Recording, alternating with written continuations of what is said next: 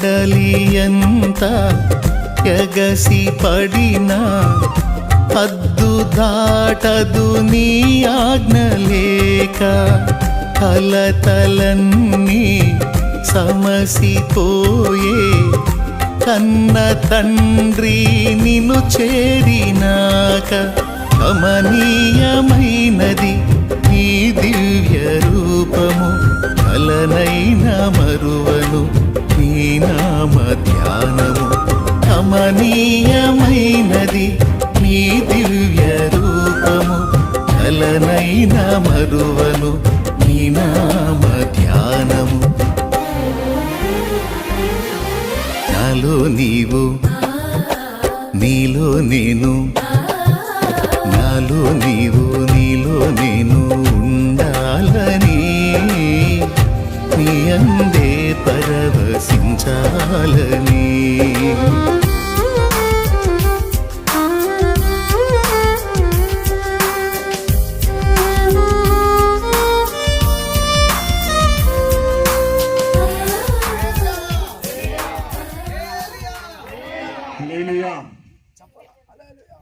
చెప్పండి సరే, హల్లెలూయా హల్లెలూయా. దేవుని నామానికి మహిమ కలుగును గాక. దేవుని మహాకృపను బట్టి మీ ప్రాంతానికి రావడానికి దేవుడు ఎంతగానో కృప చూపించారు. మరి చాలా లోయలు దాటుకుని, మరి మీకైతే ఇది కొత్త కాదు కానీ మాకైతే కొత్తే. మీరు బయటికి ఈజీగా వెళ్ళొచ్చేమో కానీ మేము చాలా కష్టంగా వచ్చాము. అయినప్పటికీ కూడా దేవుడు మీకు ఇచ్చినటువంటి ఆలోచన బట్టి దేవునికి మహిమ కలుగును గాక. హల్లెలూయా. దేవుని బిడ్డలారా, మేము ఎందుకు వచ్చామంటే ప్రభుని యేసు క్రీస్తు వారి ప్రేమను వ్యక్తపరచడానికి వచ్చి ఉన్నాం. ప్రభుని యేసు క్రీస్తు వారు చెప్పినటువంటి మాట ఏంటంటే, పేదలను కటాక్షించమన్నాడు. ఎవరైతే నిరుపేదలు ఉన్నారో వారికి సహకరించమని యేసు ప్రభు వారు చెప్పారండి. దీన స్థితిలో ఉన్న వారిని మీరు ఆదుకోండి అని ప్రభుని యేసు క్రీస్తు వారు చెప్పారు. ఎవరైతే ఇలాగ పల్లెల్లో, లోయల్లో, కొండల్లో ఎక్కడో ఉండి కనీసం ఆహారం లేకుండా అందకుండా ఉంటారో వారందరూ కూడా మీరు వస్త్రహీనులైన వారికి వస్త్రాలు ఇవ్వండి, ఆహారం లేని వారికి ఆహారం ఇవ్వండి అని ప్రభుని యేసుక్రీస్తు వారు చెప్పి ఉన్నారు. అసలు ఈ ప్రభుని యేసుక్రీస్తు వారు ఎవరో తెలుసండి? మనం వెళ్తా ఉంటాము, ఇక్కడ చాలా మంది గొర్రెలు కాస్తూ ఉంటారు, గేదెలు కాస్తూ ఉంటారు, మందని కాస్తూ ఉంటారు. ఈ మందని కాసేటప్పుడు ఏం బిడ్డలారా, ఒక కాపరి ఉంటాడు కదా, దానికి కాపరి అంటే ఎవరో ఒక వ్యక్తి కాస్తాడు. ఇప్పుడు ఈ మందలో నుంచి వెళ్ళినప్పుడు కాపురి ఎదురు వెళ్తున్నాడు, గొర్రెలన్నీ కూడా వెనకాల వెళ్తా ఉంటాయి. అవునండి, మన ప్రభుని యేసుక్రీస్తు వారు గొర్రెలకు మంచి కాపురై ఉన్నాడు. ఆయన ఎలా ఉన్నాడంటే, మనం వెళ్తున్న మార్గాల్లో ఆయన మనకు తోడే ఉండి మనకు ముందుగా నడిచేటువంటి దేవుడు. ఇంకా చెప్పాలంటే దేవుడు బిడ్డలారా, గాఢంధకార లోయలో మనం సంచరించినను ఏ అపాయము కూడా మనకు కలుగుదంట. ఎందుకంటే మనకు ఒక కాపురు ఉన్నాడు. హల్లెలూయా. అర్థమవుతుందండి? ఎవరున్నారు మనకి? ఒక కాపురు ఉన్నాడు. ఆ కాపురు ఎవరో కాదు, ప్రభుని యేసుక్రీస్తు వారు. ఒకవేళ గొర్రెలు వెళ్ళి మొండ్ల తుప్పల్లో పడిపోతే కాపురు వెళ్ళి తీసుకొస్తాడు. అలాగే కొన్ని శ్రమల్లో, ఇరుకుల్లో, ఇబ్బందుల్లో, సమస్యల్లోకి మనం వెళ్ళిపోయినప్పుడు ఆ కాపురి మనల్ని తీసుకొస్తాడు బయటికి. అంత మాత్రమే కాదండి, ఈ కాపురి ఏం చేస్తున్నారు తెలుసండి? కాపురిని మనం వెంబడిస్తే గమ్యానికి చేరుస్తాడు, ఆహారం ఉన్న ప్లేస్కి చేరుస్తాడు, స్థలానికి చేరుస్తాడు. అలాగే ఈ ప్రభుని యేసుక్రీస్తు వారు ఎక్కడున్నారంటే పరలోక రాజ్యానికి వెళ్ళారు. ఈ లోకానికి వచ్చి మనందరి కొరకు రక్తాన్ని చిందించి, మనందరి కొరకు ప్రాణం అర్పించి ఆయన ఎక్కడికి చేరుకున్నారంటే పరలోక రాజ్యాన్ని చేరుకున్నారు.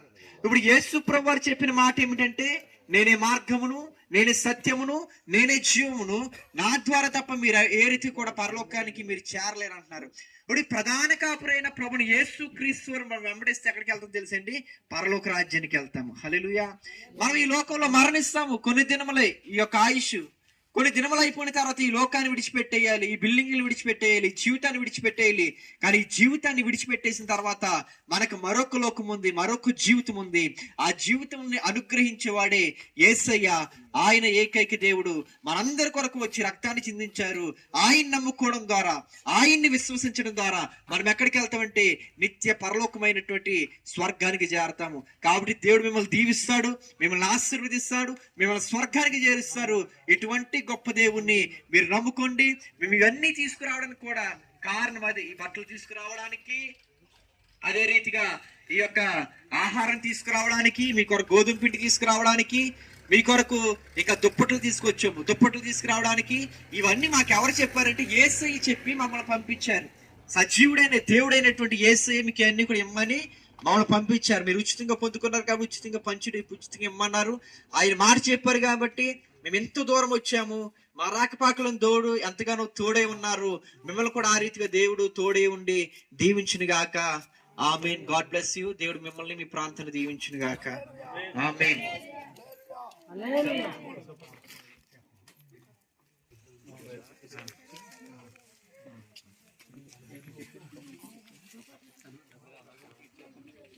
అమ్మ, మీరు చదువుకున్న వాళ్ళు ఎంతమంది ఉన్నారు మీలోని? చదువు వచ్చిన వాళ్ళు, చదవగలిగిన వాళ్ళు, మేము చదవగలం అన్నవాళ్ళు ఒకసారమ్మా. మేము చదవగలం అన్న వాళ్ళు ఏం కాదు, మీకు ఒక పుస్తకం ఇస్తాం అంతే. హల్లెలూయా. ఇస్తాం. అమ్మ, చదువు వచ్చిన వాళ్ళు ముందుకు రండి. చదువు వచ్చిన వాళ్ళు ముందుకు వస్తే వాళ్ళ బైబిల్ ఇస్తాం. మిగిలిన వారందరూ బట్టలు అన్ని ఇస్తాము, కానీ చదువు వచ్చిన వాళ్ళు ముందుకు రండి.